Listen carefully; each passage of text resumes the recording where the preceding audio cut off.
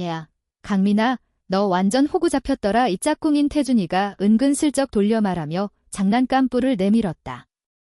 만약 내 여자친구가 내 형을 좋아하면 어쩔 거야? 잠시 생각에 잠겼다가 진지하게 답했다. 그럼 형을 꼬셔야지. 그리고 여자친구의 절친을 쫓아다닐 거야? 태준이의 얼굴이 굳어졌다. 내 여자친구가 옆반 김민수 녀석한테 넘어갔대. 2.5초 동안 멍해 있다가 소리쳤다. 미친. 김민수는 내 형이잖아. 가방을 태준이에게 던지고 교실 밖으로 뛰쳐나갔다. 어디 가려고? 태준이가 어리둥절하게 물었다. 김민수 절친 꼬시러. 걔 절친이 누군지는 알고 태준이가 반사적으로 물었다. 김서연이잖아. 돌아보며 태준이에게 오케이 사인을 보냈다. 태준이는 침을 꿀꺽 삼키며 가방끈을 꽉 쥐었다. 김서연이 누군지는 알아? 당연히 알지. 우리 학교 퀸카이자 엄친딸이잖아. 모르는 게 없는 천재에 장학금은 싹쓸이하고. 무엇보다 엄청 예쁘잖아. 하지만 가장 중요한 건 걔가 내 여자친구의 베프라는 거지.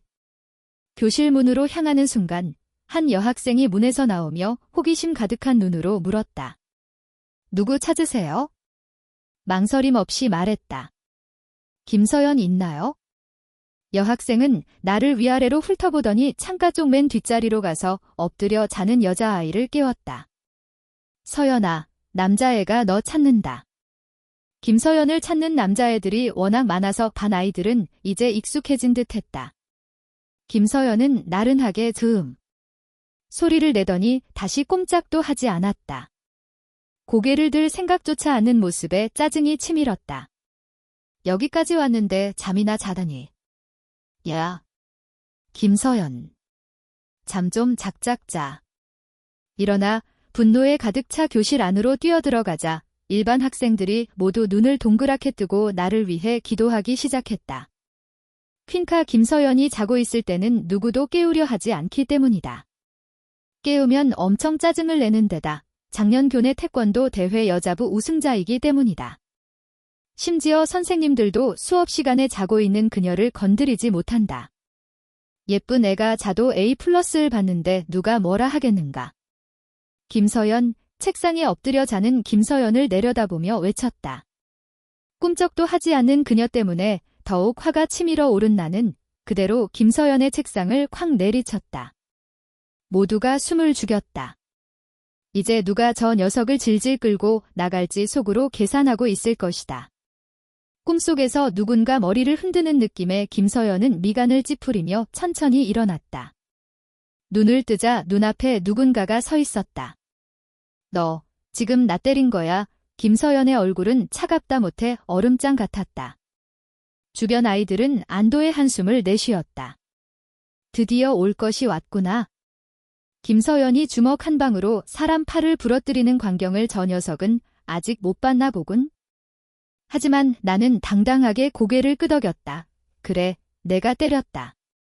김서연은 벌떡 일어섰고 의자가 끽 소리를 내며 뒤로 넘어졌다. 얼마나 화가 났는지 알 수 있었다. 죽고 싶냐? 그녀는 눈을 가늘게 뜨며 차가운 목소리로 말했다. 주변이 술렁거리는 소리가 들렸다. 솔직히 조금 무서웠다. 사람들 앞에서 고백하는 건 처음이니까. 하지만 일주일도 채 안 된 여자친구가 형과 바람났다는 사실을 떠올리니 용기가 솟아났다. 뭘 두려워해? 뻔뻔하게 내 여자친구를 뺏어간 녀석인데 왜 내가 걔 절친을 꼬시면 안 돼? 김서연, 나랑 사귀자. 김서연은 잠시 멍해 있다가 아름다운 눈을 가늘게 떴다. 무슨 용기로? 이를 악물고 대답했다. 내 미모에 반해서. 결국 누군가 웃음을 터뜨렸다. 김서연과 나는 거의 동시에 그쪽을 쳐다봤다. 한 남학생이 배를 잡고 웃고 있었다. 눈물까지 글썽거리는 모습에 미간을 찌푸렸다. 웃으면 죽는다. 남학생은 재빨리 입을 막고 웃음을 참았다. 김서연은 마치 괴물을 보는 듯 나를 빤히 쳐다봤다. 마치 바늘 방석에 앉은 듯 불편했다. 포기하려던 찰나 나지막한 목소리가 들렸다. 수업 끝나고 학교 정문에서 기다려. 눈을 크게 뜨고 김서연을 돌아봤다. 승낙한 건가? 주변에서 휘파람 소리와 야유가 터져나오고 나서야 정신을 차릴 수 있었다. 재빨리 교실 밖으로 뛰쳐나왔다. 우리 반으로 돌아오니 태준이가 두 손을 모으고 기도하고 있었다. 뭐 하는 거야? 태준이는 화들짝 놀라며 떨리는 목소리로 말했다. 살아 돌아온 거야? 고백하러 간 거지. 싸우러 간 줄 알아. 어깨를 으쓱였다. 태준이는 나와 거리를 두며 말했다. 강민아, 너 진짜 대단하다. 존경스러워. 하지만 이제부터 우린 모르는 사이로 지내자. 조금 불쾌했다. 내가 그렇게 창피해. 학교 퀸카한테 고백했는데 숭배해야 하는 거 아니야? 태준이는 손가락을 깨물며 말했다.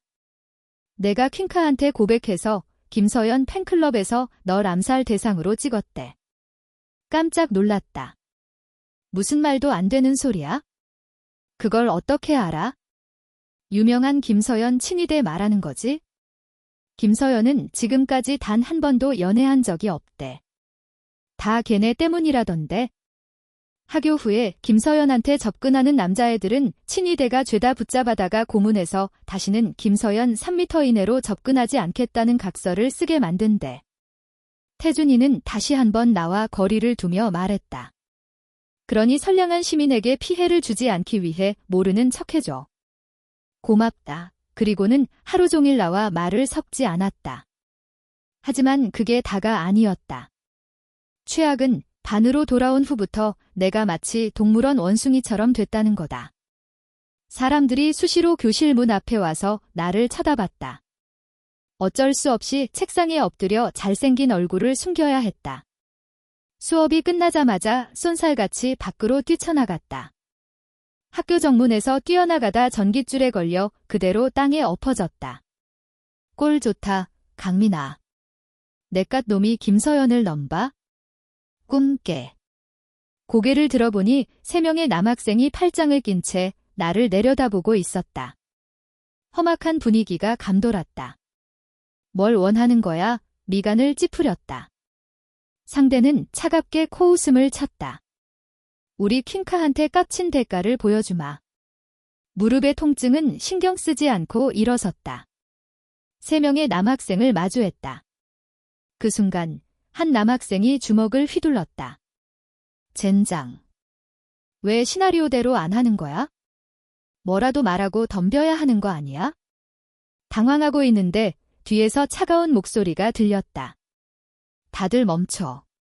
뭐 하는 짓이야? 그녀가 앞으로 나서서 나를 노려봤다. 지금 나랑 자고 싶다고 했었나? 주변 사람들의 반응은 신경 쓸 겨를이 없었다. 그녀를 넋놓고 바라보느라 정신이 없었다. 긴장해서 말이 제대로 나오지 않았다. 저는... 하지만 그 역같은 커플을 생각하니 더 이상 머뭇거릴 수 없었다. 너랑 자고 싶어. 같이 잘래. 이유미와 김민수를 떠올리자 두려움은 용기와 분노로 바뀌었다. 김서연은 나지막이 입을 열었다. 나한테 무슨 이득이 있지? 이득, 그녀는 뭘 원하는 거지? 돈은 없을 텐데. 돈은 부족하지 않잖아. 내가 널 먹여 살릴 돈은 없어. 사실이었다. 내 용돈은 너무나도 적었다. 김서연의 다른 친구가 들으면 비웃을지도 모른다. 김서연에게 부족한 게 돈이겠어? 김서연도 흥미가 생긴 듯 했다. 돈은 필요 없어. 그럼 뭐가 부족한데? 생각도 하지 않고 튀어나왔지만 내뱉고 나서 후회했다. 하지만 이미 늦었다. 김서연의 목소리가 바로 울려 퍼졌다. 24시간 대기조 노예가 부족해. 부르면 바로 튀어나오는 노예? 노예. 평생 남의 노예는 해본 적도 없는데? 게다가 퀸카 김서연에게 노예가 부족하다니? 손만 흔들면 친위대가 학교 정문부터 수도 공항까지 줄을 설 텐데. 그녀는 일부러 그러는 거다. 김서연은 자세를 바로잡고 흐트러진 옷을 정리했다. 싫으면 됐어. 말을 마치고 손을 흔들며 뒤돌아섰다. 고민하고 있는 사이 주머니 속의 전화기가 울리기 시작했다. 재빨리 꺼내보니 엄마에게서 전화가 걸려왔다. 침을 꿀꺽 삼키고 전화를 받았다. 엄마라고 부르지 말라고 몇 번을 말해. 어머니, 맘이 엄마라고 불러. 늙은이라고 부르지 마. 항복할 수밖에 없었다. 상대는 집안의 돈줄을 쥐고 있는 왕문양양이니까. 왕문양양에게 대들었다간 용돈이 끊겨 울어야 할지도 모른다. 수업 끝났니? 끝났어. 지금 바로 집에 갈게. 15분 안에 집에 와. 안 그럼 내 짐이나 싸둘 준비해. 15분. 나라도 힘들 텐데. 어머니는 내가 하늘을 날 수 있다고 생각하는 걸까? 갑자기 손가락이 멈췄다. 바로 지웠다. 이 문자를 보냈다간 어머니가 부엌칼을 들고 집 앞에서 기다릴지도 모른다. 대장부는 여자와 싸우지 않는다. 잽싸게 알겠습니다라고 답했다. 급한 일이라도 있어? 그때 옆에 있던 여학생이 입을 열었다. 전화를 끄고 물었다. 어머니가 빨리 오래? 그럼 안전벨트 꽉 매. 무슨 말인지 이해하기도 전에 갑자기 차가 굉음을 내며 질주했다. 저 여신 선배는 목숨을 담보로 운전하는 건가? 재빨리 안전벨트를 꽉 잡았다. 두 눈을 부릅떴다. 다음부터는 절대 여신 선배 차는 타지 않으리라 다짐했다. 무서워 죽는 줄 알았다. 다행히 무사히 집에 도착했다. 차가 집 앞에 부드럽게 멈추자 숨통이 트이는 것 같았다. 어머니가 문 앞에서 기다리고 있는 모습에 심상치 않음을 감지했다. 데려다 주셔서 감사합니다. 다음에 식사라도 대접할게요. 오늘은 급한 일이 있어서. 환한 미소로 답하고 차에서 내렸다. 그런데 여신 선배는 우리 집을 어떻게 아는 거지? 생각할 겨를도 없이 왕문양양이 내 앞에 나타났다. 강민아. 택시 타지 말라고 했지? 어린 나이에 벌써 돈 낭비하는 걸 보니 커서 뭐가 될지 뻔하다. 부모님이 돈 벌기 얼마나 힘든지 몰라. 어머니, 재빨리 말을 잘랐다. 착한 선배가 데려다 줬어. 고맙다고 해야지. 다행히 어머니는 뒷말은 하지 않았다. 고맙다고 했어? 급하게 오라고 하신 이유가 뭔데? 절망감이 느껴졌다. 18년을 살아도 어머니 손바닥 안에서 벗어나지 못했다. 밥도 마음대로 못 먹다니. 내 인생을 한마디로 표현하기엔 부족하다. 언제쯤 끝날까? 누가 저 어머니를 좀 말려줘. 차가 달리는 동안 람보르기니 안에서 한 여학생이 고개를 숙이고 손가락을 빠르게 움직여 문자를 입력했다. 그 사람 집에 데려다 줬어. 빚진 거 잊지 마. 꼭 갚을 거야. 답장이 바로 왔다. 여학생은 전화기를 덮고 미소 지으며 고개를 저었다. 사랑의 힘이란. 누구에게도 아쉬운 소리를 한 적 없는 사람이 처음으로 부탁을 하다니. 오직 한 남자 때문에. 몇 년 동안 잊지 못하고 다른 남자들을 모두 거절하게 만든 늑대굴에 발을 들여놓은 강아지 같은 녀석. 차가 강시의 고급 주택 단지 앞에 멈춰 섰다. 금싸라기 땅의 산 중턱을 차지하고 밤에는 도시 전체가 내려다 보이는 곳에 사는 사람들은 부자가 아니면 권력자일 것이다. 어머니는 언제 저런 사람과 알게 되신 거지? 전에 이모에 대한 이야기를 들은 적이 있지만 기억이 나지 않는다. 문 안으로 들어가기 전에 어머니는 다시 한번 주의를 줬다. 내가 한 말 잊지 않았지? 네, 그럼 엄마한테 다시 말씀드려보세요. 그녀는 아들을 믿지 않았기 때문에 짜증스러워하며 말했다. 똑똑히 기억해야 해. 방에서 나가지 마. 내 아들이라고 말하지 마.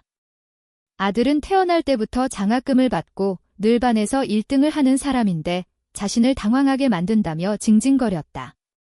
이제 들어가세요. 이모는 우리가 색깔을 만들려고 일부러 그런다고 생각할 겁니다. 아들은 어머니의 화려한 과거에 대해 들을 수밖에 없었다.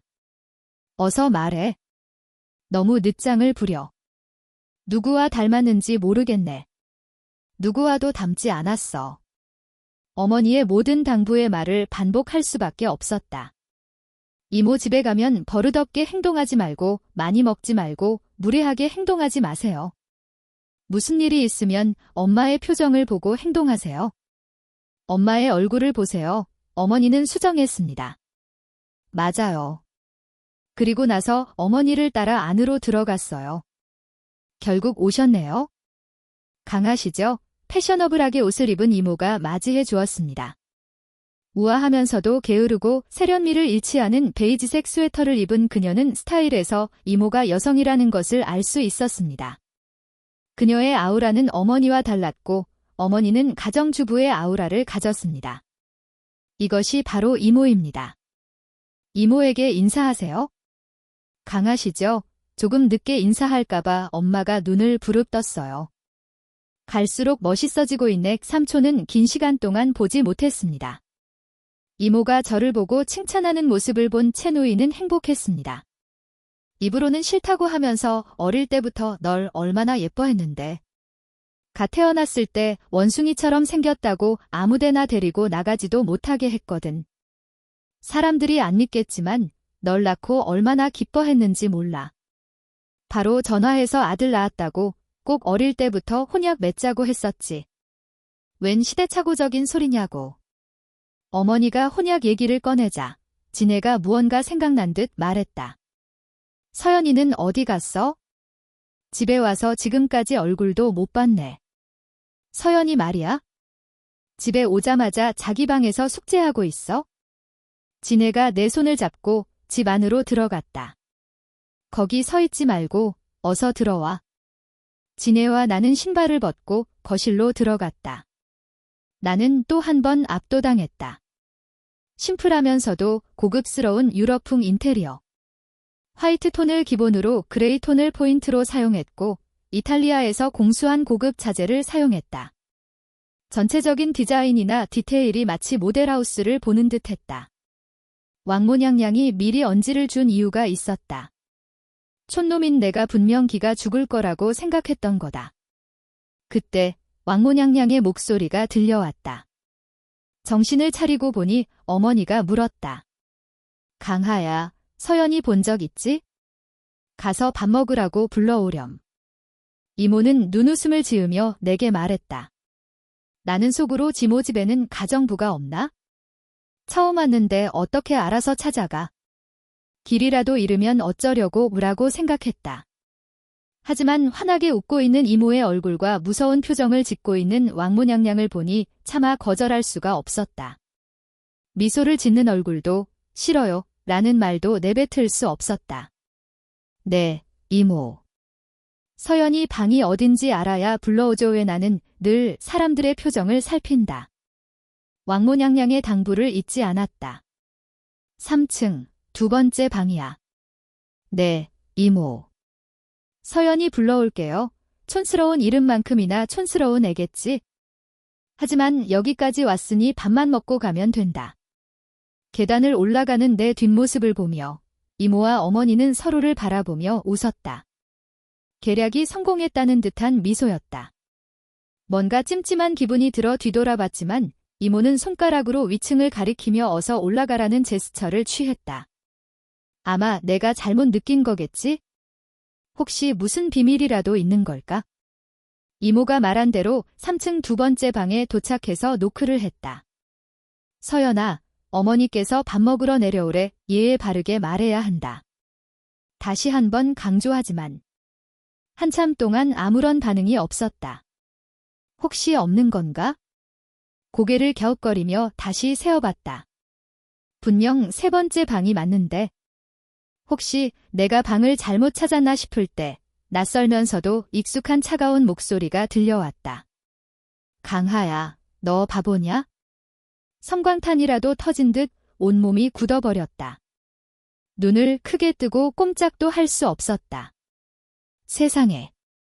내가 밤낮으로 꿈에 그리던, 아니, 꿈에도 꾸고 싶지 않았던 서연이와 엮이다니. 이건 말도 안 돼. 분명 꿈일 거야. 재빨리 눈을 감았다. 생각하지 마. 떠올리지 마. 부자가 되려면 개처럼 짖어도 괜찮다는 말도 있잖아. 속으로 주문을 외웠다. 지금 내가 주문을 외우고 있는지 삼자경을 외우고 있는지조차 구분할 수 없었다. 강하야. 지금 나 유혹하는 거야? 따뜻한 숨결이 귓가를 간지럽히자 화들짝 놀라며 눈을 떴다. 눈앞에 서 있는 사람은 분명 서연이었다. 꿈이 아니었어. 나는 아무 말도 할 수 없었다. 꿈이 아니라는 사실에 절망했다. 저기, 오해하지 마. 그런 뜻이 아니야? 그럼 뭔데? 여기까지 쫓아온 게 일부러 그런 게 아니라면? 나는 그녀를 과소평가했었다. 입술을 삐죽 내밀고 나를 쏘아보는 서연의 눈빛에 압도당해 감히 고개를 들 수조차 없었다. 이럴 줄 알았으면 죽어도 이모 집에 밥 먹으러 오는 게 아니었다. 그때 복도에서 이모의 목소리가 들려왔다. 강하야, 찾았니? 나는 살았다는 듯 이모에게 달려갔다. 이모의 옆에 딱 붙어서 혹시 딸이 괴롭히지는 않을까 걱정스러운 눈빛으로 딸을 바라봤다. 서연은 어깨를 으쓱하며 손가락으로 자기 옷을 가리켰다. 엄마, 보세요. 누가 누구를 괴롭히는지. 서연의 겉옷이 반쯤 벗겨진 것을 본 이모는 당황한 듯 내게 물었다. 강하야, 너 혹시... 이모. 오해하지 마세요. 나는 다급하게 해명하려 했다. 하지만 설명하면 설명할수록 더욱 꼬여만 갈 것 같았다. 그때 누군가의 부드러운 목소리가 들려왔다. 왜 이렇게 시끄러워? 설마 오늘 처음 본 사람한테 고백이라도 한 거야? 나는 귀를 의심했다. 제발 꿈이라고 해줘. 차라리 꿈이었으면 좋겠다. 서연이 퀸카라는 사실은 알고 있었지만 악마 같은 기질까지 겸비하고 있을 줄은 몰랐다. 원래 공부 잘하는 애들은 성격도 좋다고 하지 않았던가? 이모는 눈썹을 치켜올리며 딸을 바라봤다. 그러고는 어깨를 툭 치며 말했다. 얘 봐라. 이모네 강아도 홀리고. 삼촌한테 자랑해야겠다. 강아가 서연이를 좋아한다고 말해야지. 하하하. 이모는 매우 만족스러워하는 표정이었다. 처음에는 딸이 인기가 없을까 봐 걱정했지만 강아가 먼저 고백할 정도니 안심이 됐다. 어릴 때부터 점 찍어둔 사윗감이었으니 금상첨화였다. 그러고는 자랑스럽게 딸을 데리고 아래층으로 내려갔다. 서연은 이모에게 질질 끌려가면서도 미쳐 날뛰는 내게 뒤돌아보며 죄 없는 눈빛을 보냈다. 어쩌겠어. 내가 잘못한 것도 아닌데 라고 말하는 듯 했다. 나는 이를 악물었다. 저 악마 같은 계집애의 가면을 찢어버리고 싶었다. 괜히 꼬시려고 했다가 덤터기만 썼다. 세상이 좁아도 이렇게 좁을 수가 있나 탄식했다. 왕모냥냥도 서연이를 알고 있다니. 아래층 식당. 우리 강아가 서연이한테 고백했다면서요? 지네는 신이 나서 떠들어댔다. 그러자 왕모냥냥은 깜짝 놀라며 테이블을 쾅 쳤다. 강하야. 당장 내려와. 왕모냥냥의 고함 소리에 화들짝 놀란 나는 왕모냥냥의 권위에 굴복하며 쏜살같이 아래층으로 뛰어내려갔다. 숨을 헐떡이며 왕모냥냥을 바라봤다. 동시에 쏘아보는 서연을 노려보는 것도 잊지 않았다. 서연은 그저 생수를 홀짝일 뿐이었다. 마치 아무 일도 없었다는 듯 무심하면서도 나른한 태도였다. 강하야, 내가 비반인 게 다 이유가 있었구나. 연애나 하고. 솔직히 말해봐, 도대체 무슨 일이 있었던 거냐? 어머니는 두 팔을 걷어붙이며 나를 추궁했다. 고개를 숙이고 감히 쳐다보지도 못했다. 우물쭈물하며 해명하려 했지만 갑자기 왕모냥냥의 말이 떠올랐다. 혹시 연애는 절대 안 된다고 했던가? 이제 답이 나왔다. 나는 쭈뼛거리며 말했다. 잘못했어요. 다시는 안 그럴게요. 앞으로는 여자랑 말도 안 하고 3m 밖으로 피해 다닐게요. 공부 열심히 해서 꼭 A반에 들어갈게요. 무슨 헛소리야. 지금 서연이하고 무슨 사이냐고 묻고 있잖아. 서연이를 언제부터 좋아한 거냐고. 명확하게 자신의 의사를 전달함과 동시에 제대로 알아듣지 못하는 아들을 질책하는 것도 잊지 않았다. 빨리 말하라는 듯 다그치는 어투에 나는 쩔쩔맸다. 특히 서연의 시선이 느껴지는 뒷목이 더욱 따가웠다. 게다가 이모까지 곁에 있으니 강하는 서연이가 공부를 잘해서 좋아하는 것 같아요. 제가 싫다면 강하가 거리를 두겠죠? 서연은 싹싹하게 대답했다. 어떻게 서연이가 싫겠어? 서연이만 좋다면야. 진혜는 서연에게 환한 미소를 지으며 친근하게 말했다. 서연아, 이모는 그런 뜻이 아니란다. 강하 때문에 내 공부에 방해될까 봐 걱정했을 뿐이야. 서연이도 강하를 좋아하는데 이모랑 내 엄마가 반대할 이유가 없잖아. 옛날부터 정해진 혼약도 있었고 이모랑 내 엄마는 늘 함께하길 바랐단다. 하지만 우리 마음대로 강요할 수는 없으니 좀 더 지켜보고 결정하려고 했는데. 설마 너희 둘이 벌써 사귈 줄은 몰랐네? 역시 내 아들이 여자 보는 눈은 있다니까. 어머니는 언제 그랬냐는 듯 다정한 태도를 보였다. 나는 귀를 의심했다. 대체 언제부터 왕모냥냥이 저렇게 인내심을 갖고 설명했던가? 게다가 서연을 오해하고 있는데도 질책하지 않는다니? 역시 나는 친아들이 아니었어. 그때 이모도 한마디 거들었다. 무슨 소리야? 우리 강아도 어디 가서 꿀리지 않는데. 어릴 때부터 예뻐했었지? 도성으로 떠나는 바람에 오랫동안 못 봐서 얼마나 아쉬웠는지 몰라. 설마 우리 서연이가 싫어할까 봐 걱정했는데 둘이 이미 눈이 맞았다니 정말 다행이야. 말을 마친 후 딸에게 윙크를 날리는 것도 잊지 않았다. 그러고는 서로 싫어하지만 않으면 돼 라며 덧붙였다. 나는 고개를 푹 숙였다. 파놓은 함정에 빠진 기분이었다. 지금이라도 당장 뛰쳐나가고 싶었다. 100억만 준다면 기꺼이 개구멍이라도 들어갈 텐데. 안타깝게도 그런 행운은 없었다.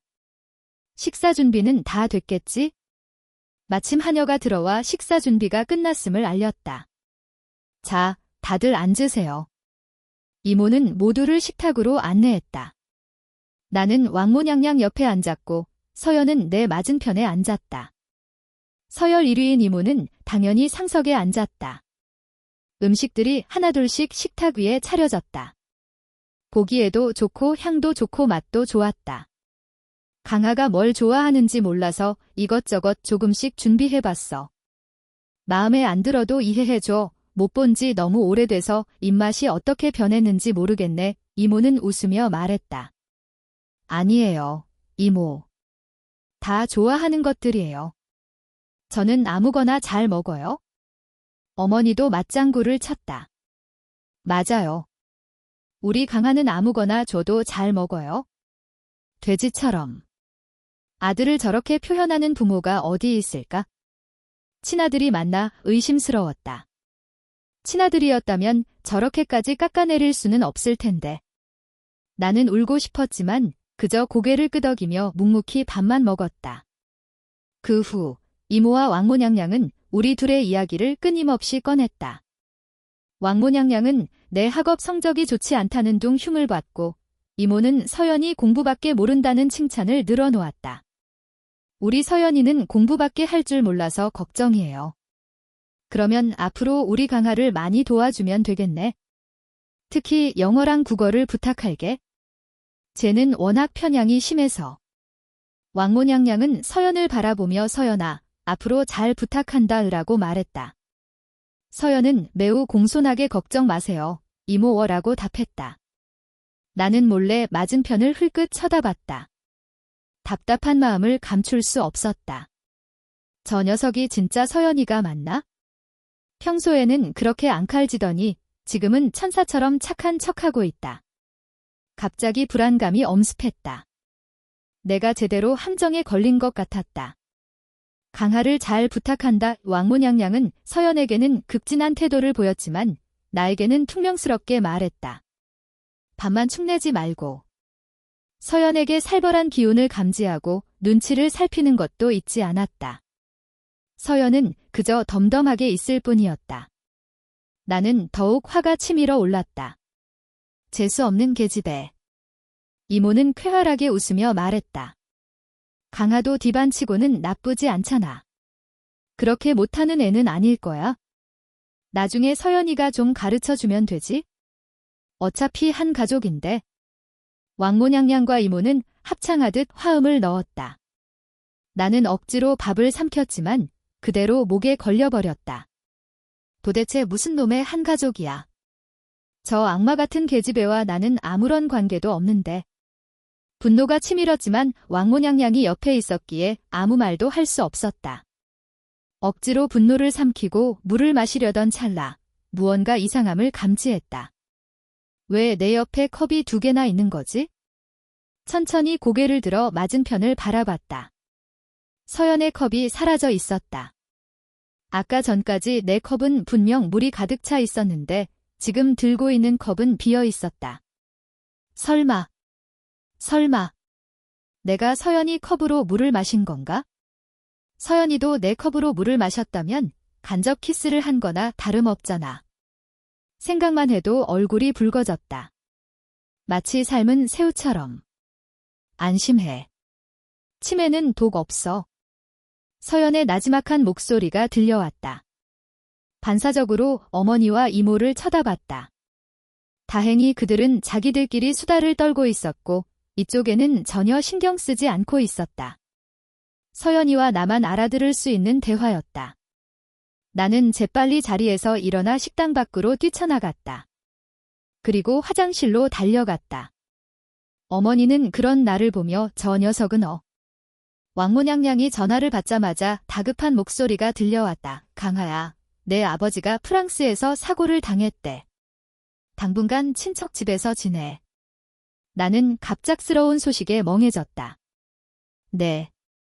무슨? 말이 끝나기도 전에 전화가 끊겼다. 나는 창백한 얼굴로 급히 식당으로 향했다. 어머니는 이미 떠나고 없었다.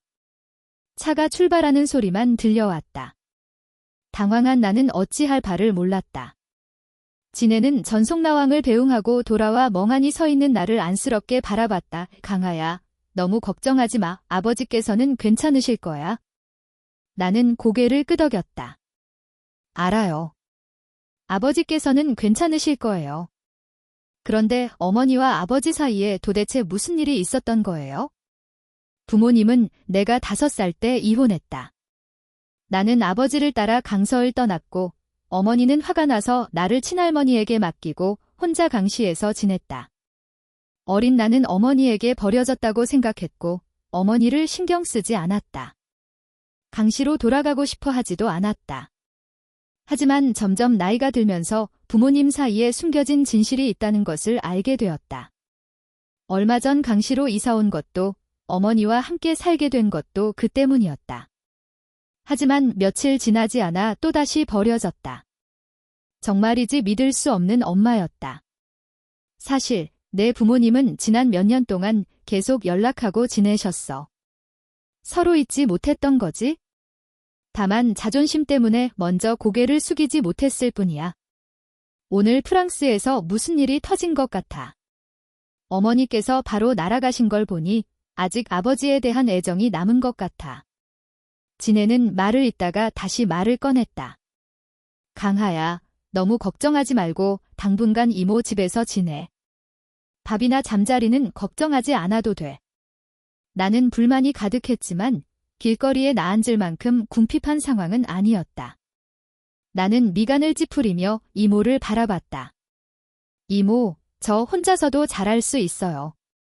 그러니까 먼저 가볼게요. 집도 없는데 어디로 가겠다는 거야? 게다가 혼자서도 충분히 잘할 수 있어. 이모 집에 계속 있을 필요 없어. 강하야, 너 아직 모르는구나. 내 어머니께서 방금 집을 파셨대. 지네는 차마 말을 꺼내지 못했지만 내가 가려고 하자 어쩔 수 없이 털어놓았다. 현관에서 신발을 신다가 지네의 말을 듣고 그대로 굳어버렸다.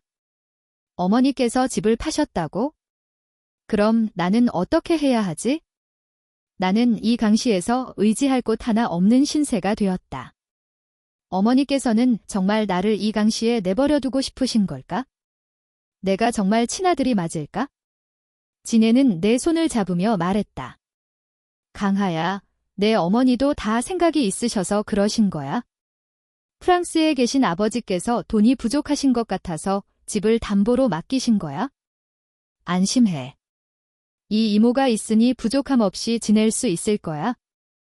이 이모 집을 내 집처럼 생각하고 지내렴.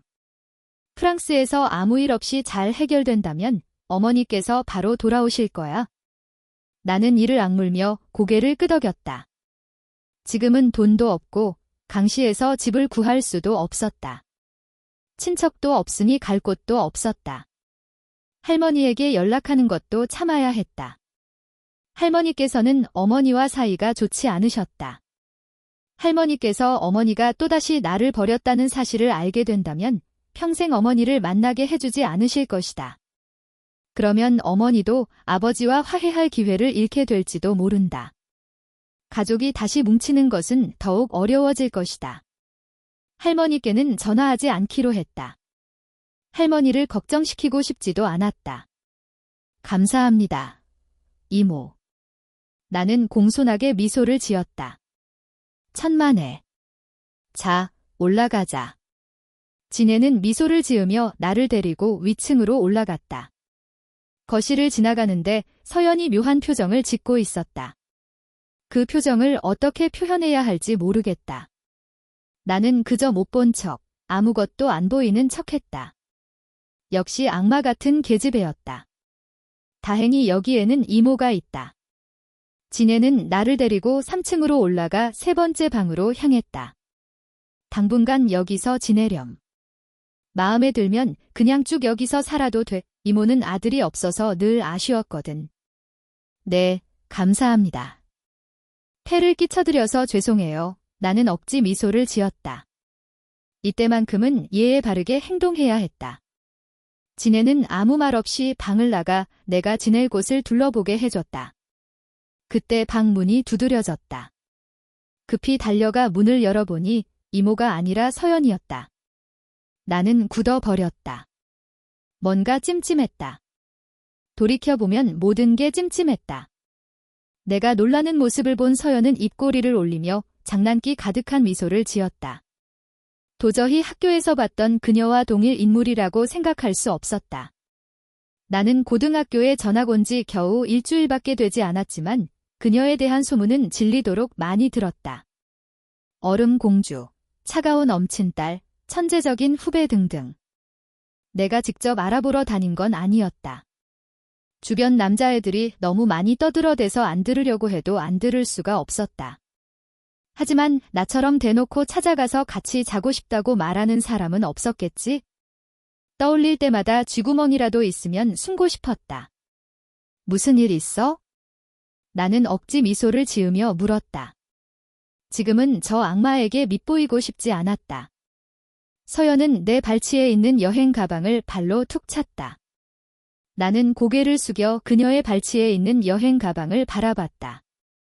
저건 어머니께서 가져오신 여행 가방이잖아? 아까 전에 이모에게 드릴 선물이라고 하셨는데 어째서 서연의 손에 그것도 발치에 있는 거지? 아무리 봐도 선물처럼 보이지 않았다. 그렇게 나는 얼떨결에 이모 집에서 살게 되었다. 좋은 방에서 잠을 자서인지 아니면 서연 때문에 불편해서인지 밤새도록 잠을 설쳤다. 다음 날 아침 몽롱한 정신으로 방에서 나왔다. 바로 옆방 문도 열렸다. 나는 본능적으로 고개를 돌려 옆방에서 나오는 여자를 바라봤다. 아침부터 예쁜 얼굴을 보니 기분이 좋았다. 하지만 그 얼굴이 어디서 많이 본 듯했다. 순간 잠이 확 달아났다. 여기가 이모 집이라는 사실을 깨달은 것이다. 나는 차가운 눈빛으로 그녀를 쏘아보고 재빨리 지나쳐서 가방을 챙겼다. 서연도 콧방귀를 뀌며 먼저 아래층으로 내려갔다. 문을 열었을 때 인사라도 해줄 줄 알았는데 이를 갈며 읊조렸다. 두고 봐. 나 또한 아래층으로 내려갔다. 아래층으로 내려가니 이모가 환한 미소로 나를 맞이해줬다. 강하야, 어젯밤에 잘 잤니? 네, 이모 덕분에 푹 잤어요. 신경 써주셔서 감사합니다. 나는 최대한 싹싹하게 대답했다. 어서 아침 먹으렴. 서연이랑 같이 학교 가야지. 이모는 내 손을 잡고 식탁으로 안내했다. 식탁에는 서양식과 동양식 아침 식사가 모두 준비되어 있었다. 강아가 뭘 좋아할지 몰라서 이것저것 준비해봤어. 마음에 안 들어도 이해해줘. 전부 직접 만든 거니까 맛있게 먹어줬으면 좋겠다. 감사합니다. 이모. 다 좋아하는 것들이에요. 나는 자리에 앉아 우유를 마셨다. 맛이 괜찮았다. 이모가 직접 만든 건 아닌 것 같았다. 설마 이모가 우유까지 만들겠어? 샌드위치도 먹어봤다. 괜찮았다. 데워 놓은 것 같았다. 두유와 꽈배기도 있었다. 역시 사온 것이었다. 이모 집에는 아침 식사를 만드는 요리사가 없나? 서연은 뚱한 표정으로 자리에 앉아 두유를 마셨다. 나는 그녀를 완전히 무시했다.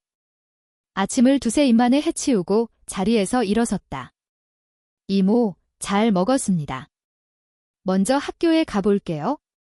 강하야, 서연이 다 먹고 같이 가. 쟤도 곧 끝날 거야. 이모는 급히 서연의 어깨를 툭 쳤다.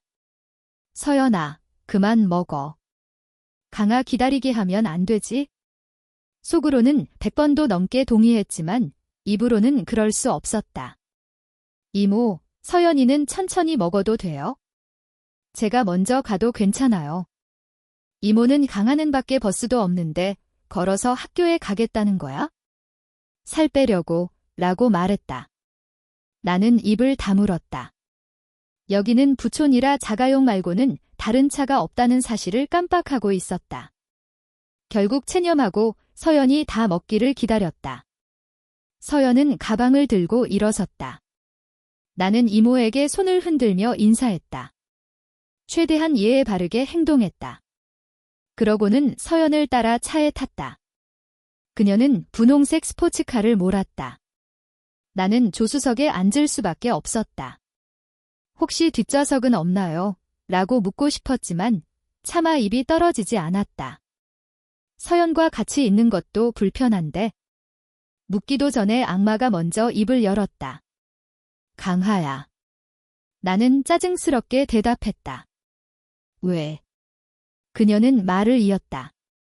내 차에서 내려. 잠시 멍해 있다가 되물었다. 왜 내려야 하는데? 이모가 옆에 있을 때는 아무 말도 안 하더니 왜 지금 와서 내리라는 거야? 무슨 근거로? 내 생각을 읽은 듯 악마는 말했다. 이 차는 내 거니까. 나는 반박할 이유를 찾지 못했다. 그러자 서연은 눈썹을 치켜올리며 말했다. 빌기라도 하면. 이런, 머릿속이 엉망진창이네. 뭐라고 해야 할지 걱정돼 죽겠어. 이유미는 얼굴을 찌푸리며 차갑게 쏘아붙였다. 김서연, 내가 내 남자친구를 꼬셔봐라. 김서연은 아무 대답도 하지 않고 조용히 나를 바라봤다. 마치 내가 알아서 해드라고 말하는 듯 했다. 주변 친구들의 시선이 모두 쏠렸다. 지금 내가 뭘 할 수 있겠어? 이를 악물고 억지 미소를 지으며 말했다. 자기야, 여기서 보니 더 반갑네. 김서연은 만족한 듯 고개를 끄덕이더니 내 손을 잡고 웃으며 말했다. 강하는 제 남자친구예요. 오히려 내가 남의 감정을 짓밟고 있는 거 아니니? 이유미는 할 말을 잃었다. 생각하면 생각할수록 화가 치밀어 올랐다. 이를 바득바득 갈았다. 너희 둘, 잘 먹고 잘 살아라. 나는 그녀를 흘끗 쳐다본 후 김서연의 작은 손을 잡고 미소 지으며 말했다. 자기야, 사실 못생긴 애들 투성이야. 누가 너만큼 예쁘겠어? 자기야, 우리 집에 가서 껴안고 있을까? 이유미는 결국 참지 못하고 소리쳤다. 오늘 수업 끝나면 헤어지길 빈다. 화가 난 그녀는 입술을 삐죽 내밀고 뒤돌아서서 가버렸다. 나는 그녀를 불러 세웠다. 잠깐만 기다려봐. 이유미는 발걸음을 멈추고 김서연을 향해 눈썹을 치켜올리며 의기양양한 표정을 지었다. 왜? 이제 헤어지기 싫어진 거야? 나는 고개를 저으며 웃었다. 착각하지 마. 그게 아니라 너무 늦게 가지 말라고. 빨리 뛰어가서 우리 눈앞에서 사라져 줬으면 해서. 안 그러면 우리 아기가 기분 나빠하거든. 이유미는 얼굴을 붉히며 소리쳤다. 강아. 두고 봐. 그때 김서연이 다가와 내 팔짱을 꼈다. 자기야, 쟤는 신경 쓰지 마. 우리 밥 먹으러 가자. 그 한마디에 온몸이 굳어버렸다. 나는 속으로 이 사람은 악마야? 부드러운 여신이 아니라고 오라고 되뇌었다. 나는 고개를 살짝 기울여 보니 역시나 김서연이 음흉한 미소를 짓고 있었다. 하지만 중요한 순간이니만큼 연기를 해야 했다. 안 그러면 연극이라고 할 수 없지? 나는 이를 악물고 그래, 자기야. 나도 배고파라고 말했다. 주변 친구들은 우리를 보며 휘파람을 불거나 감탄사를 내뱉거나 부러워하는 등 난리가 났다. 위층으로 올라오자마자 김서연은 내 팔을 뿌리쳤다. 전에 24시간 보모 얘기를 했었지? 마지막 기회를 줄게. 김서연의 낮고 음흉한 목소리에 온몸이 굳어버렸다. 역시 쉽지 않다는 것을 알고 있었다. 나는 약간 짜증이 난 표정으로 그녀를 바라봤다. 너 나랑 사귀기 싫었던 거 아니었어?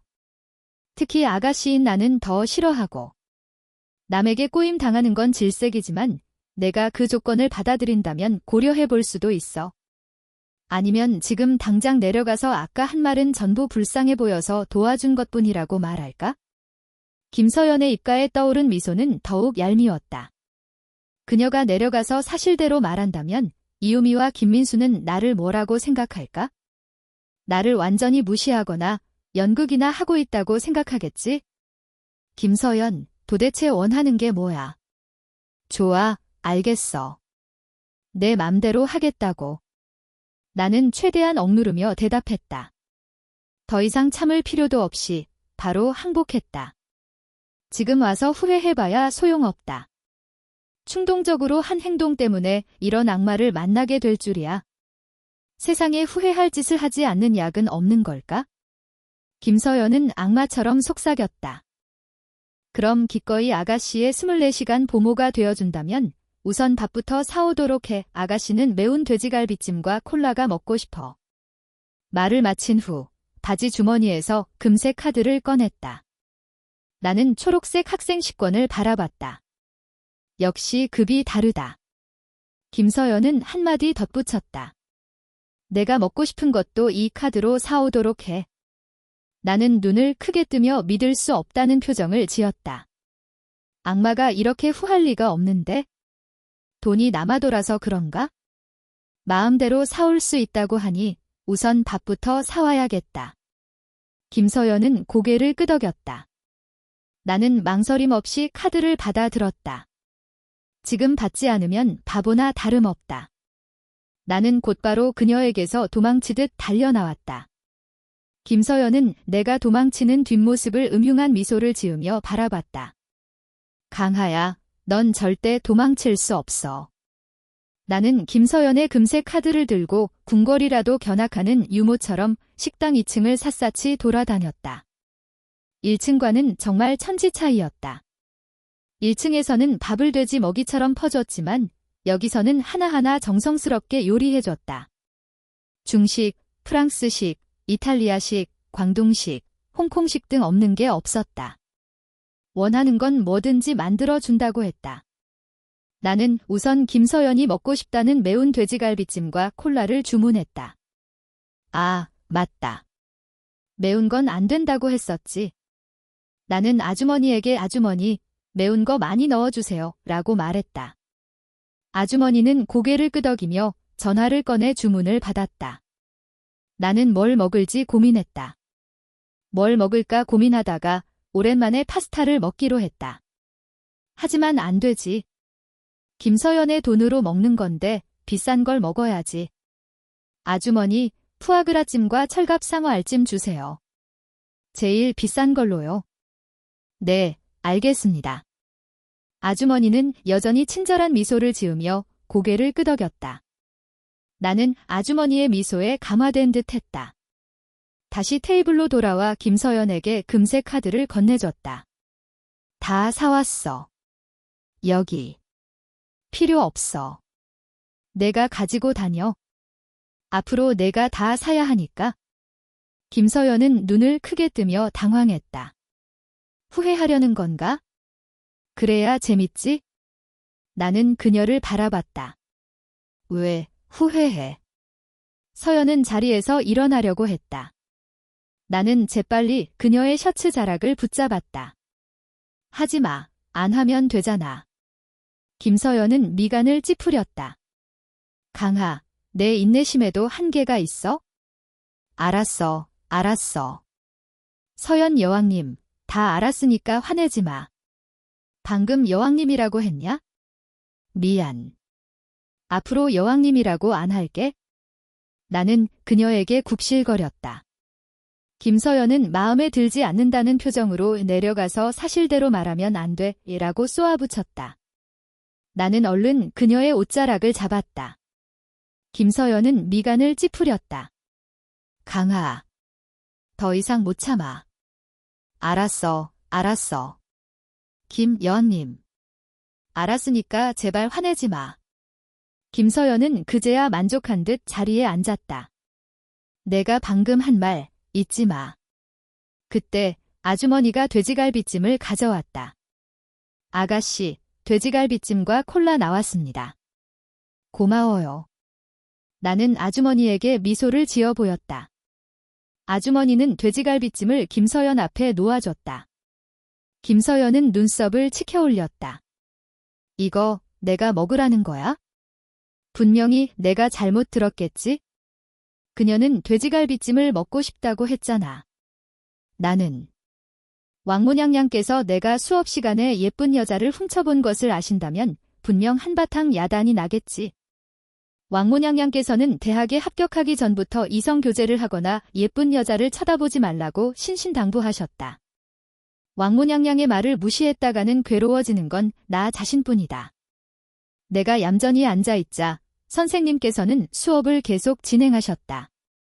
내 수학 실력은 괜찮은 편이지만 다른 과목들은 형편없다. 그래도 멸망의 여제 수업 시간에는 비교적 진지하게 듣는 편이다. 알아들을 수 있기 때문이다. 영어 시간이었다면 10중 8구 꿈나라로 향했겠지. 드디어 종이 울렸다. 하우아녀 주변에는 남자애들이 몰려들었다. 평소에 뭐 좋아하세요? 주로 어디서 놀아요? 어느 학교에서 전학 오셨어요. 드디어 우리 반에도 여신님이 오셨다며 남자애들이 난리가 났다. 북적거리는 소리에 질색했지만 지금은 자리에 갇혀 꼼짝도 할 수 없었다. 겨우 빠져나와 숨을 돌리려는 찰나 전화가 울렸다. 화면을 보니 김서연에게서 온 문자였다. 억지로 문자를 열어보니 내용은 간단했다. 강하, 1층으로 내려와서 물 사와. 정말로 나를 개인 심부름꾼 취급하는 건가? 제기랄, 임북은 한가한 사람이 아니라고. 못 본 척하고 전화를 가방에 넣은 후 화장실에 가서 손을 씻으려는데 전화가 또 울렸다. 이번에도 김서연에게서 온 문자였다. 못 본 척하지 마. 온몸이 굳어버렸다. 이 녀석 꿰뚫어보는 눈이라도 있는 건가? 아니면 천리안이라도 가지고 있는 건가? 나는 미간을 찌푸리며 재빨리 주위를 둘러봤다. 멀리 떨어지지 않은 곳에서 A반 교실 문에 기대어 휴대전화를 흔들고 있는 김서연이 보였다. 나는 이를 악물었다. 잘한다. 잘해. 목소리를 죽여잡게 읊조렸다. 기다려. 두고 봐. 두고 갚아줄 테니까. 나는 아래층으로 내려가 학교 매점에서 생수를 산 후 분노에 찬 발걸음으로 3층으로 향했다. 숨이 턱까지 차올랐다. 도대체 전생에 무슨 죄를 지었기에 이런 악마 같은 계집애를 만나 고통받는 걸까? A반 교실 문에 도착해보니 김서연이 창가 쪽 맨 뒷자리에 앉아 있었다. 역시 그녀의 자리는 하우아녀와 같았다.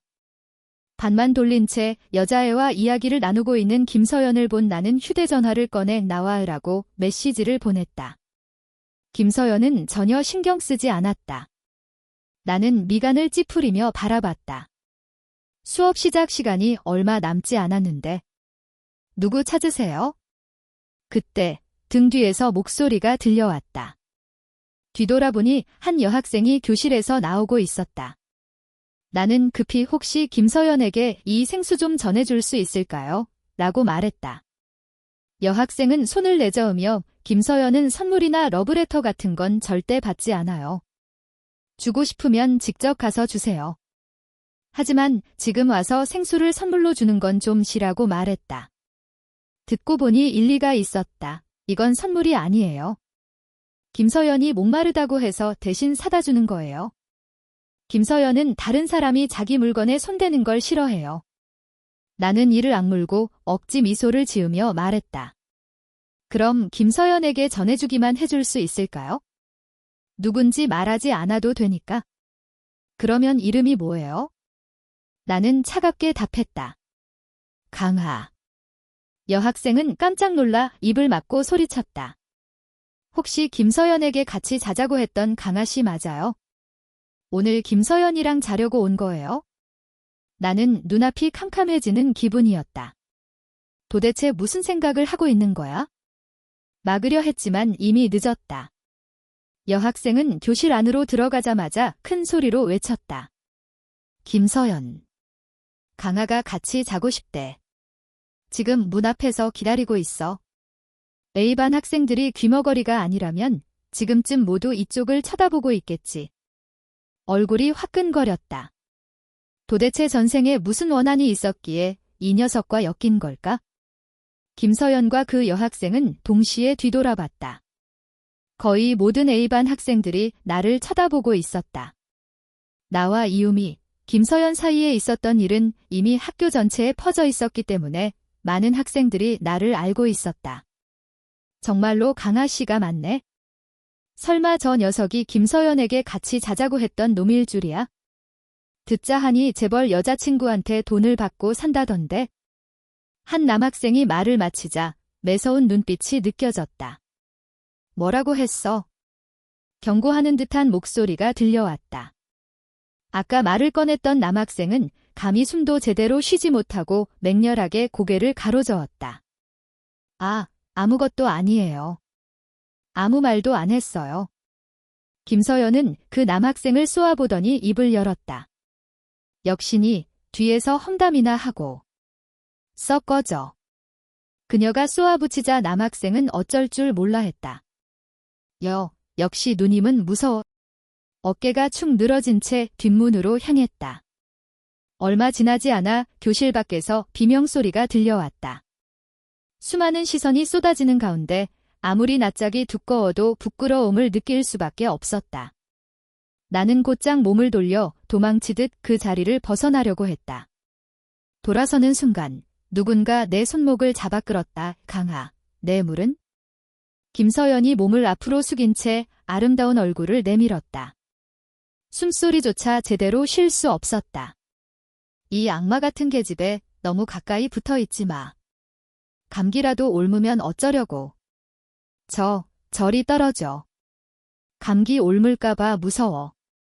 말을 마치자마자 손에 들고 있던 생수를 그녀에게 억지로 쥐어주고 재빨리 몸을 돌려 도망치듯 뛰쳐나왔다.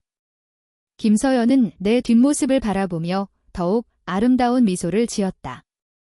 방금 전에는 정말 아쉬웠는데. 교실로 달려 들어오자 친구 녀석이 강하.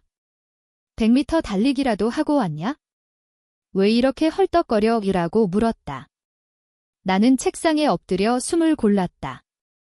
정말이지 자업자득이었다. 얘야, 녀석아. 세상에 후회하는 약 같은 건 없어. 내가 장담하는데 아마 전래동화에나 나올 법한 물건일걸? 넌 어디 가서 찾아도 없을걸? 친구 녀석은 끊임없이 나를 놀려댔다. 나는 풀이 죽은 풍선처럼 힘없이 축 늘어졌다. 선생님이 들어오시고 지루한 수업이 시작되었다. 횡설수설하는 선생님의 말을 도무지 알아들을 수 없었다. 곧 꿈나라로 향해 주공과 바둑이나 두고 싶었다. 다시 깨어났을 때는 이미 종이 쳤다. 나는 즉시 활력을 되찾아 친구 녀석을 깜짝 놀라게 했다. 그때 휴대전화가 울렸다. 김서연에게서 온 쓸데없는 문자가 아니길 바라며 휴대전화를 억지로 꺼내 확인해보니 이유미에게서 온 문자였다. 강하야. 오늘 내 생일이야. 올 수 있어? 나는 어이가 없었다. 이 여자애는 아직도 정신을 못 차렸나? 메시지 수신을 차단하려는데 메시지가 하나 더. 나연은 온몸이 뜨거워지는 걸 느끼며 계속 뒷걸음질 쳤다. 서현은 마치 자신의 몸에 뭔가 묻은 것처럼 불쾌해했다. 그것도 처음으로 남자애한테 그런 감정을 느끼다니. 그것도 자기가 신경 쓰는 강우인데. 서현은 짜증이 나서 미간을 찌푸렸다. 원래부터 차가운 분위기였지만 갑자기 얼굴이 굳어지자 주변 공기마저 싸늘해졌다. 나는 약간 오싹함을 느끼며 조심스럽게 대답했다. 왜 그래? 내가 무슨 강아지나 고양이라도 돼? 왜 불러? 정말이지 이 꼬마 마녀는 감당이 안 돼. 알고 보니 나를 싫어하는 게 아니라 너무 가까이 서 있어서 그랬던 거였어. 그런 생각을 하자 서현의 얼굴색이 훨씬 좋아졌고 입꼬리가 다시 올라갔다. 누가 아니래.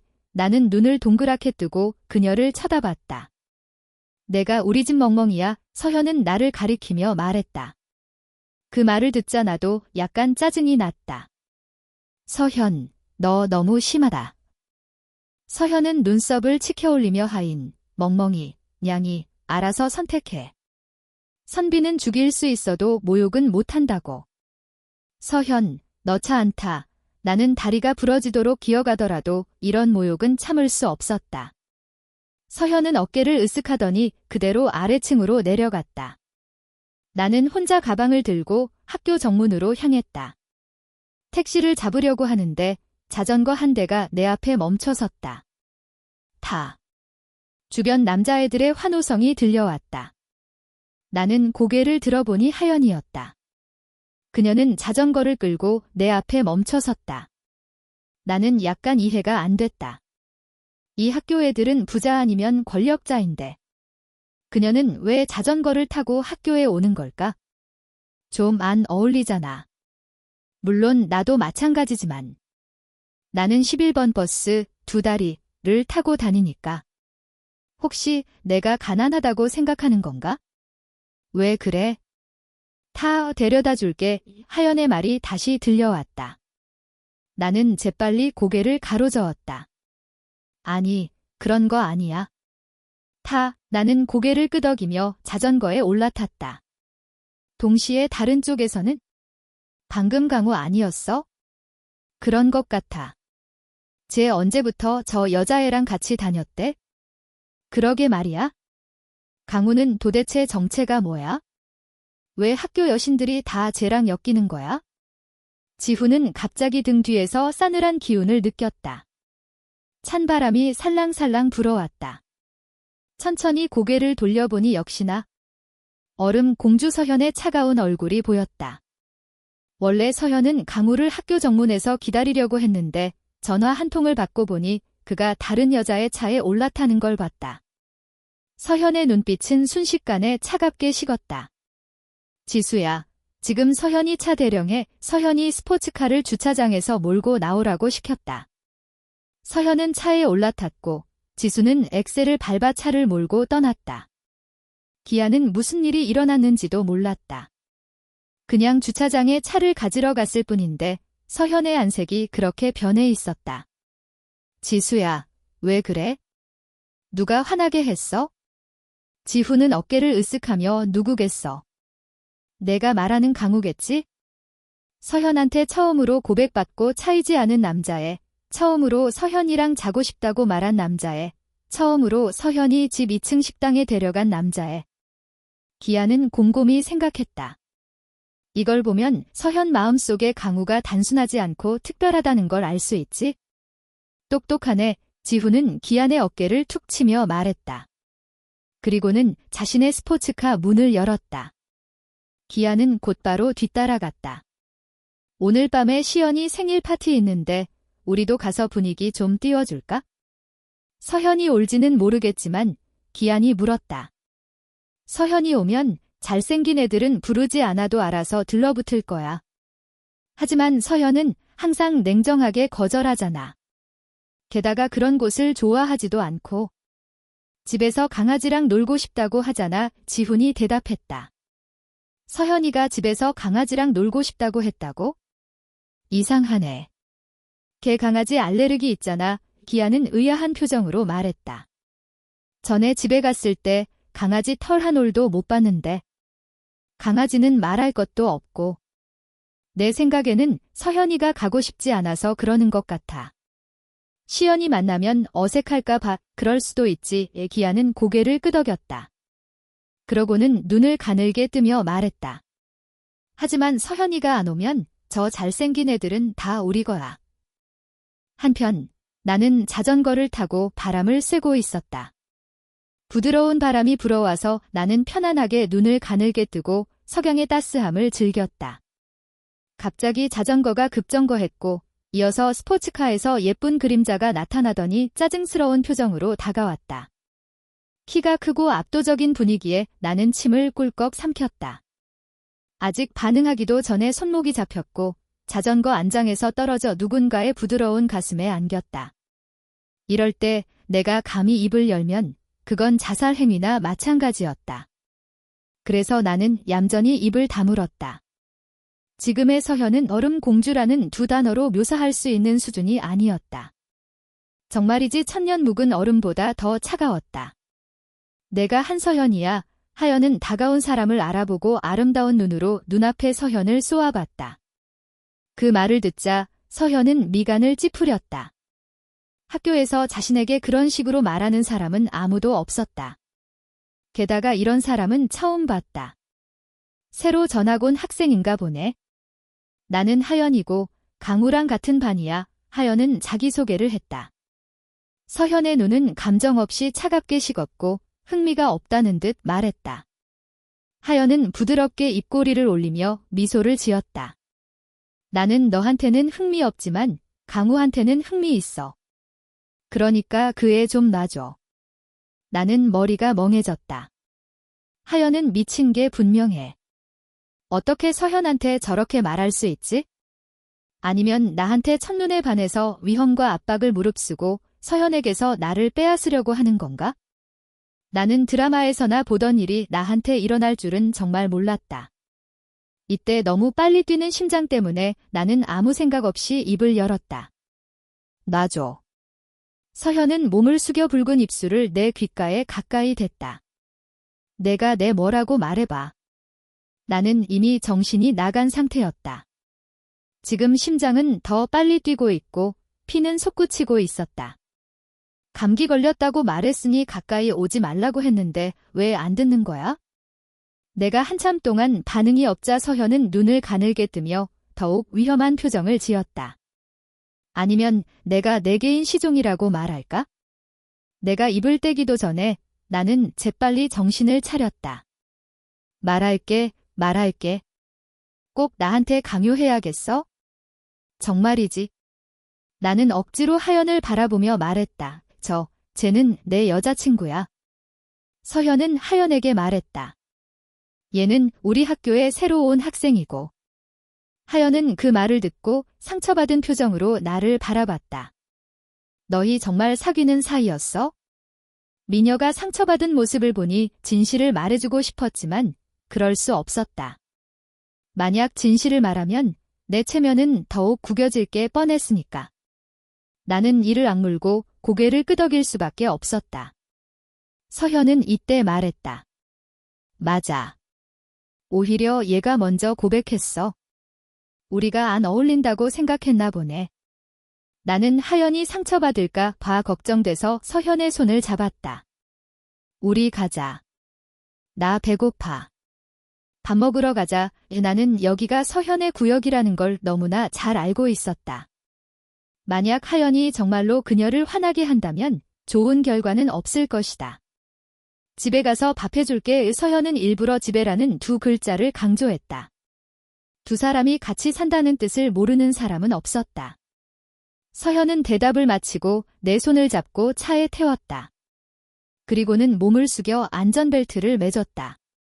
나만이 알고 있었다. 이 악마는 결코 친절한 사람이 아니라는 것을. 그저 하연에게 보여주기 위한 연기였을 뿐이다. 이 악마는 분명히 나를 좋아하지 않는데 왜 저러는 걸까? 마치 내가 다른 여자친구를 사귈 수 없다는 듯이 쾅. 차 문이 닫히자 서현은 엑셀을 밟아 빠르게 떠났다. 하연은 떠나가는 스포츠카를 바라보며 다시금 열등감을 느꼈다. 그리고는 힘없이 중얼거렸다. 분명히 다시 한번 기회를 줬는데 왜 나는 여전히 이렇게 무능력한 걸까? 한편 차 안은 조용했다. 숨소리마저 들릴 정도로 정적이었다. 너무 무서웠다. 옆에 있는 꼬마 마녀의 안색을 감히 볼 수 없었다. 그녀에게 질릴까 봐 두려웠다. 투명 인간처럼 지내자. 나는 창문 쪽으로 고개를 돌리고 바깥 풍경을 감상하려고 했다. 그때 꼬마 마녀의 말이 들려왔다. 강우, 나한테 딴청 피우지 마. 나는 억울했다. 그저 어떻게 입을 열어야 할지 몰랐을 뿐인데. 나는 고개를 돌려 그녀의 차가운 얼굴을 바라봤다. 하지만 솔직히 말해서 신은 너무 불공평한 것 같다. 옆모습마저 저렇게 예쁘다니. 몸매도 예쁘고 집도 부자고 공부도 잘하고. 너무 불공평해. 나한테 뭘 말하라는 거야? 서현의 목소리는 여전히 차가웠다. 해명해. 나는 미간을 찌푸리며 말했다. 뭘 해명하라는 거야? 나는 아무 짓도 안 했잖아. 강우야, 꼬마 마녀가 정말로 화가 났다. 그녀는 차를 세우고 몸을 기울여 나를 바라봤다. 그녀의 차가운 눈빛은 마치 사람을 죽일 수 있을 것 같았다. 혹시 내가 다른 여자의 차에 올라타는 걸 봐서 그런가? 서현, 설마 질투하는 거야? 침묵, 죽은 듯한 침묵. 오랜 침묵 끝에 나는 후회했다. 내가 너무 자만했나? 그녀는 서현이다. 남자애들은 줄을 서서 학교에서 공항까지 이어질 정도인데 어떻게 나를 좋아할 수 있겠어? 막 자괴감이 들 찰나 서현의 차가운 목소리가 들려왔다. 너무 시큼해서 맛없어. 멍청이 연기하는 거야? 내 첫 번째 감정은 저럴 리가였다. 그녀가 모를 리가 없잖아. 감히 다시 물어볼 수 없었다. 창피할까 봐. 그러면 강우야. 그냥 넘어가자. 서현은 약간 믿을 수 없다는 듯 나를 바라봤다. 나를 꼬신 것도 너고 나랑 사귀고 싶어 한 것도 너고 게다가 우리는 약혼까지 했잖아. 그런데 지금 와서 내 남편으로서 도리를 다하지 않겠다고? 강우, 내 남편으로서 도리는 어디다 팔아먹었어? 이 무슨 낯간지러운 호칭이야? 잘못 들은 게 분명해. 나는 눈을 동그랗게 떴다. 내 첫 키스는 아직 고스란히 있는데 나한테 남편으로서 도리를 논하다니. 나는 순수하고 깨끗한 남자라고. 서현은 차갑게 나를 바라보며 말했다. 내가 방금 다른 여자의 차에 올라탄 건 나한테 바람 피운 거나 마찬가지라는 거 알아? 나는 속으로 미친 듯이 투덜거렸다. 그냥 자전거 뒤에 탔을 뿐인데 그렇게 심각한 일인가? 게다가 우리는 가짜 연인인데. 나는 약간 믿을 수 없다는 듯 말했다. 그냥 한 번 탔을 뿐인데 그렇게 심각한 일이야? 서현은 내 표정을 보고 무슨 생각을 하는지 짐작한 것 같았다. 그녀는 진지하게 말했다. 비록 너와 나는 가짜 연인이지만 이것도 내가 원했던 일이잖아. 만약 이 관계를 끝내고 싶다면 언제든지 그렇게 할 수 있어. 그때 창피한 건 내가 아니야. 나는 잠시 생각하다가 재빨리 고개를 가로저었다. 그건 싫어. 그러니까 내 의무를 지켜줘. 서현이 말을 마치기도 전에 내 전화가 울렸다. 꺼내보니 시연이었다. 아마 또 내 생일 파티에 오라고 하려는 거겠지? 나는 귀찮아서 무시하려고 했는데 옆에 있던 서현이 톡 치면서 말했다. 전화 받아. 스피커폰으로 해. 나는 마지못해 전화를 받았다. 전화를 받자마자 시연의 목소리가 들려왔다. 강우야, 오늘 밤 내 생일 파티에 놀러와. 서현에 대한 비밀을 알려줄게.